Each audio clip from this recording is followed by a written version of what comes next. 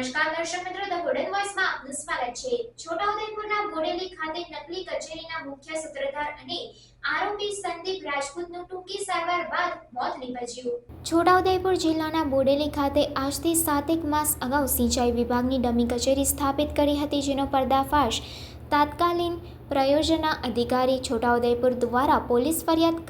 કરવામાં આવ્યો હતો। પોલીસે હાલના મૃતક સહિત અનેક આરોપીઓની ધરપકડ કરી હતી અને તમામ આરોપીઓના જામીન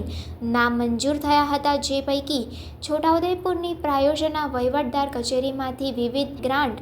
મેળવી 21 કરોડ ઉપરાંતનું ફુલેકું ફેરવનાર સંદીપ રાજપૂત વડોદરા અને છોટાઉદેપુર તેમજ રાજપીપળાના પ્રયોજના વહીવટદાર કચેરીના અધિકારી અને તેમના પરિચિત મિત્ર જે હાલ આરોપી છે, તેઓ સાથે છોટાઉદેપુરની સબ જેલમાં આરોપી તરીકે હતા, જેમને ગત તારીખ 15 મેની રાત્રિના છાતીમાં દુખાવો થતાં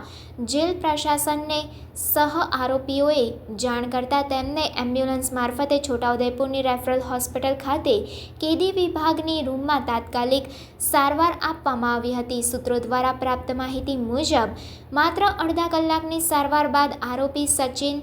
રાજપૂતે દમ તોડ્યા હોવાનું હાજર સ્ટાફને જણાતા તબીબને જાણ કરી તપાસ કરતા મૃત જાહેર કરવામાં આવ્યો હતો, જેની આગળની તમામ વિધિસરની કાર્યવાહી સરકારી તંત્ર હાથ ધરવામાં આવી હતી।